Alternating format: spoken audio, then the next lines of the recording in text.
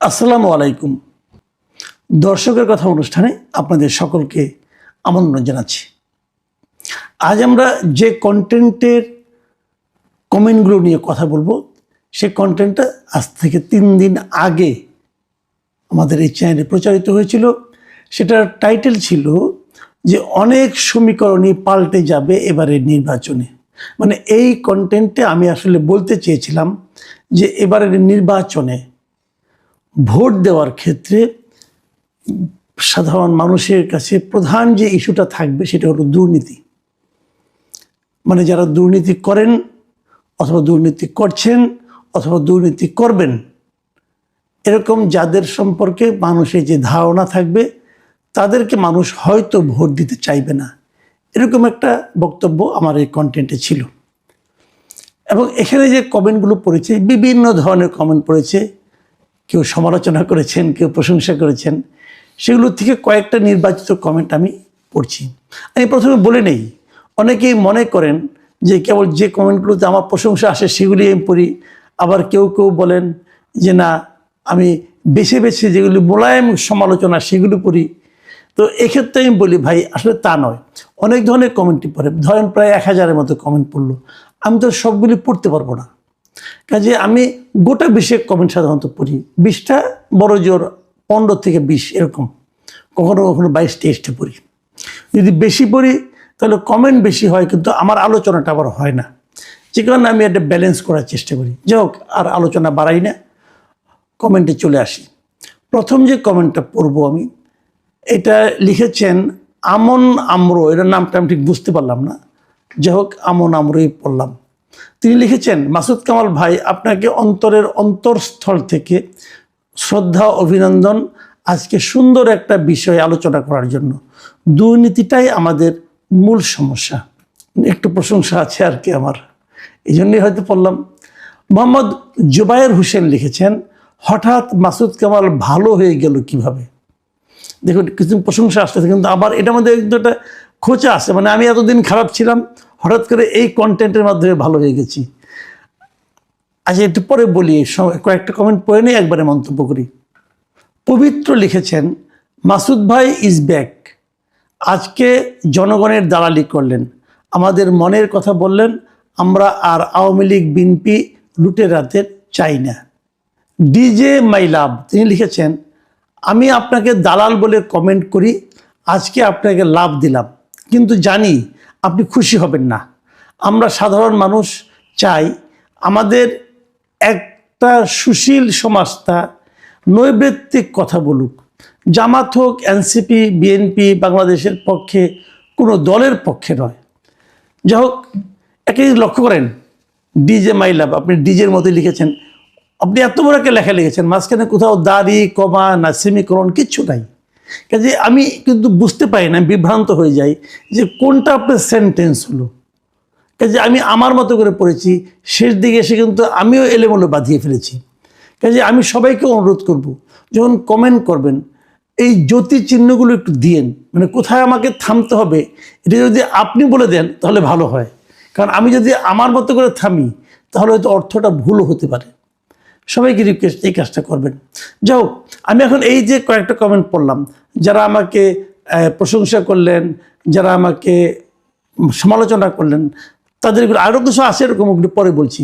এখানে দেখুন, একটা জিনিস হলো কি, অনেকে আমাকে মাঝখানে অনেকদিন পছন্দ করেন না, আজকে আবার করেছেন। তার মানে এই না আগামীকাল করবেন। বিষয়টা দাঁড়াচ্ছে এটাই, আমাদের যে মন মানসিকতা। ধরেন আপনি একটা কথা ভাবেন, যদি আপনার ভাবনার সঙ্গে আমার ভাবনাটা মিলে যায় তাহলে আপনি মনে করেন আমি জনগণের পক্ষে আছি। আর যদি আপনার ভাবনার সঙ্গে আমার ভাবনাটা না মিলে যায় তাহলে আপনি ভাবেন আমি দালাল হয়ে গেছি। অথবা আমাদের অনেকে কিন্তু রাজনৈতিকভাবে কোনো না কোনো দলের সঙ্গে নিজের নৈকট্য অনুভব করেন। অনেকে মনে করেন যে তিনি হয়তো বিএনপি করতে চান, অনেকে আছেন জামাতের পক্ষে, অনেকে আছেন আওয়ামী লীগের পক্ষে। এখন আমার এই বক্তব্যটা যদি জামাতের পক্ষে যায়, অথবা আপনি যদি মনে করেন যে জামাতের পক্ষে গিয়েছে, তাহলে আপনি মনে করেন যে আমি ঠিক আছি। ভাই, আমি আমার জায়গাতে আছি, আমার হিসাবটা আপনারা একটু খেয়াল করার চেষ্টা করেন। আমি কি বলেছি, আমি কোনো দলের লোক না রে ভাই। আমি বেসিক্যালি সাংবাদিকতাই করেছি গত 3.5 দশক ধরে। দোয়া করবেন যেন শেষ পর্যন্ত সাংবাদিক হিসাবেই মরতে পারি। আর আমার কোনো রাজনৈতিক অভিলাষ নাই, আমার কোনো রাজনৈতিক সম্পৃক্ততা নাই কোনো দলের সঙ্গে। আমি যখন যেটা ভালো লাগে সেটাকে ভালো বলি, যেটাকে খারাপ লাগে সেটাকে খারাপ বলি। খারাপ বললে কে কষ্ট পাবেন সেটা আমি তাকাই না, ভালো বললে কে খুশি হবেন সেটাও আমাকে মোটেই স্পর্শ করে না। আমার সম্পর্কে বেশি বলার দরকার নাই, লজ্জাও লাগে, আরেকবার বললাম আর কি। আসেন এর পরের কমেন্টটা যাই। এটা জাকির ভাই লিখেছেন, আমি আপনার কন্টেন্ট নিয়মিত দেখি, কখনো ভালো লাগে আবার কখনো বিরক্ত হয়ে আনসাবস্ক্রাইবও করি, পরে আবার সাবস্ক্রাইব করি, কারণ আপনি মাঝে মাঝে আজাইরা পেঁচালো বলেন, কিন্তু আজকে যে কন্টেন্টটা দিয়েছেন সেটা একদম সাধারণ মানুষের মনের কথা। এই ধরনের কন্টেন্টটি আসলে আপনার সবচেয়ে বেস্ট। তাই আজকের কন্টেন্টের জন্য আমি মন থেকে সত্যি অ্যাপ্রিসিয়েট করতে চাই। আমি আপনাকে বলতে চাই, সবসময় সাধারণ মানুষের কথা বলুন, সাধারণ মানুষের পালস বুঝে কন্টেন্ট তৈরি করুন, তাহলে মানুষ আপনাকে মন থেকে সাপোর্ট করবে। জাকির ভাই, আপনাকে অনেক ধন্যবাদ। আপনার এই বক্তব্যের সঙ্গে আমিও একমত। এম আলী লিখেছেন, মাসুদ কামালের সাথে নিরপেক্ষতাই মানানসই, আশা করি ভবিষ্যতেও জনগণের হয়ে নিরপেক্ষ কথা বলবেন। আতাউর রহমান খান লিখেছেন, এরূপ স্পষ্টবাদীদের জন্য রাষ্ট্র কর্তৃক সেফগার্ড থাকা উচিত। দেখেন আতাউর রহমান খান সাহেব, আপনাকে আমি বলি, আপনার এই কমেন্টটা আমার খুশি হওয়ার কথা, কিন্তু আমি খুশি হতে চাই, কিন্তু আমি একটু ব্যাখ্যা করি এখানে। দেখুন, আমার কোনো সেফগার্ড দরকার নাই। যেই স্পষ্টবাদী হোক তার জন্য সেফগার্ড আলাদাভাবে থাকতে হবে কেন? কথাটা হলো, যে কথা বলবে সে কথা বলবে, তার উপরে হুমকিটা আসবে কেন? হুমকি না আসলে সে সেফ। যারা এই ধরনের হুমকি ক্রিয়েট করেন অথবা যারা মব করেন, যারা গালাগালি করেন, যারা তার জীবনকে অতিষ্ঠ করে তুলতে চান, বরং তাদের ব্যাপারে রাষ্ট্র ব্যবস্থা নিক। সেটা কিন্তু আমার জন্য না, সবার জন্যই হোক। আমাকে আলাদাভাবে কোনো সেফটি দেওয়ার দরকার নেই।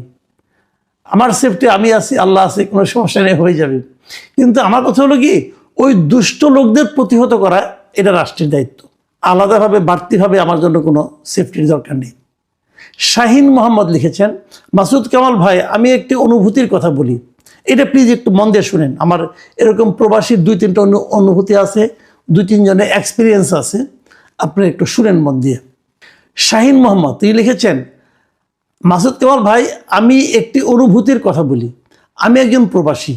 যখন আমি বাড়িতে ফোন করি তখন আমার ছোট বাচ্চা, বয়স 5 বছর হবে, তখন সে দাঁড়িপাল্লার পক্ষে স্লোগান দেয়। হয়তো সে সোশ্যাল মিডিয়া থেকে স্লোগান শিখেছে, কিন্তু সেটা বড় কথা নয়। এর স্লোগান আমার স্ত্রী হতে শুরু করে পরিবারের সবার মধ্যে একটা আবেগ সৃষ্টি করে। আমার পরিবারের মনোভাব দেখে বোঝা যায় তারা দাঁড়িপাল্লার প্রতি দুর্বল হয়ে গেছে।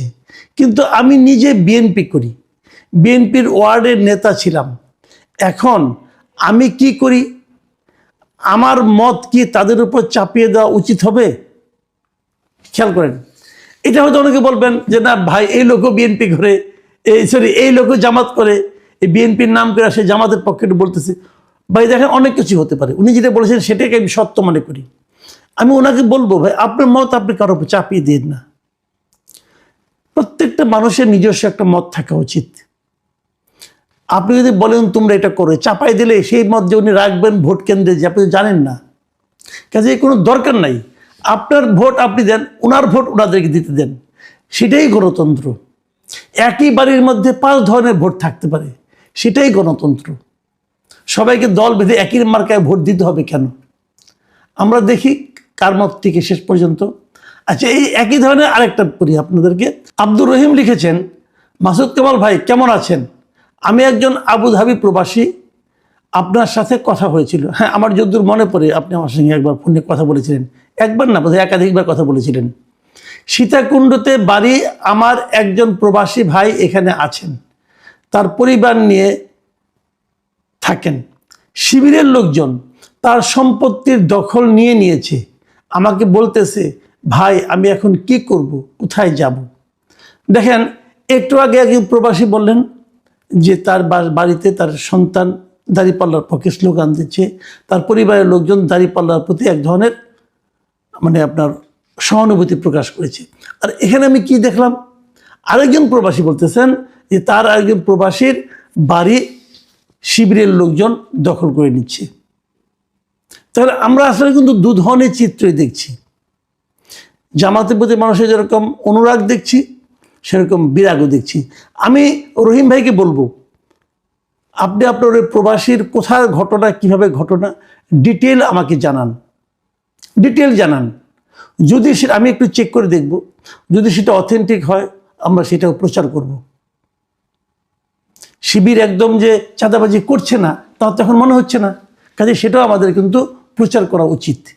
আপনি আমাকে পাঠান ভাই। ডিবেট লিখেছেন, অনেক সুন্দর বাস্তবধর্মী আলোচনা করেছেন, অসংখ্য ধন্যবাদ আপনাকে। চাঁদাবাজি কমলে জিনিসপত্রের দাম অনেকটা কমে আসবে, দেশের সকল ভোটারকে এটা বুঝে ভোট দিতে হবে। ফাতিমা ইসলাম লিখেছেন, হাদিয়ার নামে চাঁদাবাজি করে যে জীবন অতিষ্ঠ করে দিল তা নিয়ে তো কিছু বলেন না। ভাই বলবো কিভাবে? এই তো আপনি বললেন, সমস্যা নাই, একজন বললেই তো হলো। কথাটা প্রকাশ হওয়া দিয়ে কথা। আমি যদি আমার চোখের সামনে থাকে আমি বলবো, যদি আমাকে কেউ তথ্য দেয় তাহলে আমি বলবো, আর আমি তো শুনে বানিয়ে বানিয়ে বলতে পারবো না। আপনি জানেন জিনিসটা, আপনি যদি তথ্য প্রমাণ দেন তাহলে সেটা আরও ভালো হয়। জাহিদুল মেনন লিখেছেন, বিএনপি এবং জামায়াত প্রধানের নির্বাচনী হলফনামা একটু বিশ্লেষণ করুন। দুর্নীতির বিরুদ্ধে তাদের লড়াই যে কী পরিমাণ ফাঁকা বলি তা সহজেই বুঝতে পারবেন। দেখুন, ইন্টারেস্টিং কথা কিন্তু, যে বিএনপি এবং জামাতের দলীয় প্রধানের যে দুর্নীতি বিরোধী বক্তব্য, সেটাকে এই জাহিদুল মেনন সাহেব মনে করছেন এটা একদম ফাঁকা বলি। কাজে যারা এ ধরনের কথা বলছেন তারা একটু কেয়ারফুল হন।